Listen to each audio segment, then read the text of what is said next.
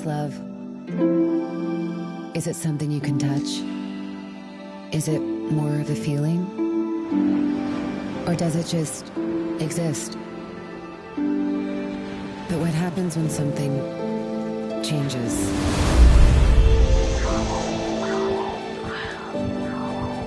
Change can happen over time or in an instant. I'm sorry to have to tell you guys this. How did this happen? 20 Weeks is about a couple that finds out that their baby has a serious health condition in utero, and they have to make some tough decisions as they learn about the health issues of the baby.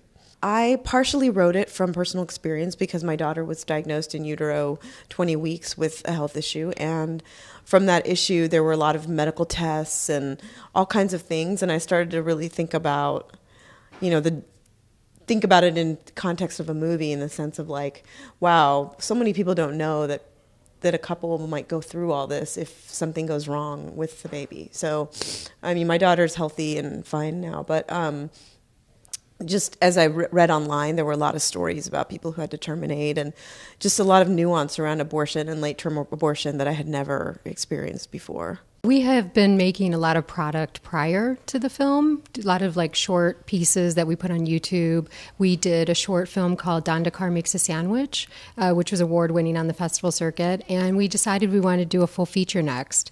And Leena came to me and said, I have an idea that I'd like to explore, and we talked about it, and I really felt like this would make a great feature film because it is so authentic.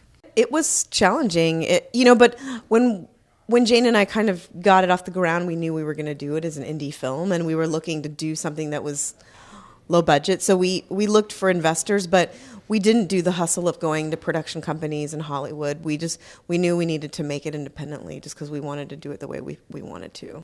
No, I mean, that's pretty much, how it happened. And we've been doing independent projects for a really long time. So for us, it was natural to want to just take the story and do it ourselves.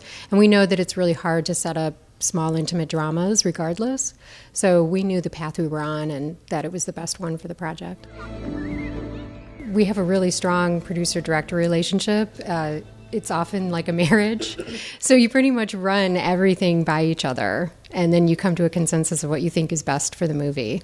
Casting, Jane and I did we made a lot of lists of like independent film actors that we thought were compelling, right? We were kind of looking at other films and things that had premiered at festivals and what we were looking for. And both of them came to us just from our own research and looking for actors. And Anna Margaret, I knew from watching her other material, is very subtle. She's very understated. She kind of has this authenticity to her acting that's very raw and very real. And I knew that for that lead actress, we had to have someone like that, because if she was in any way emotionally off balance or didn't come off as the way she comes off, I think that character wouldn't be very believable. So, and Anna Margaret's a very instinctual actress. I mean, I gave her some background and some history of the character, and we talked, but she really brings her own kind of nuance and detail to the character. Amir Arison is on NBC's Blacklist, and we had, again, found him through lists and talking and looking at different things. And he was eager to do an independent film, so we ended up doing a lot of talking around the character. The character was challenging because we didn't want him to just be this one-note, like, villain type of character. We wanted him to have nuance. So Amir and I did a lot of, we probably did about 20 hours of Skype calls before the shoot, and we talked about every line, every arc. He really is very technical and very specific about how he maps the role out. So, and the best part was when they came to set, they had a really good energy. You gotta look at these pictures. Look at these kids. No, Ronan, stop it. No. Maya, you have to see this. Stop it right now. Maya, what if he can't hold a cup? What if he can't throw a ball? He can't play catch. Have you thought about any of these things, Maya? Maya, what if he can't wipe his own ass? You know what? People overcome things all the time. Yeah, well, I don't want a kid that has to overcome. This is a hard thing to overcome. Look! Stop it. Why are you acting like this? Because, Maya, you're not listening to me. Sonograms, amnios, genetic testing. Our insurance doesn't cover any of this shit. And then what's going to happen when he's born? what the hell the insurance is going to cover then. Wait, you think I want to do this? No. You think I'm like, hey, this is going to be awesome. Exactly. Neither of us want this. You don't want this. I don't want this. Heck, you didn't even want to have a child in the first place. Rona, stop it. Just shut up. Don't say that. People have very different reactions to the film. It's like some people really side with the male character, some people side with the female character, some people see it as a pro-choice film, some people see it as a pro-life film, and so it's been really interesting. Women's rights and women's health issues have come to the forefront with the Republicans being in power.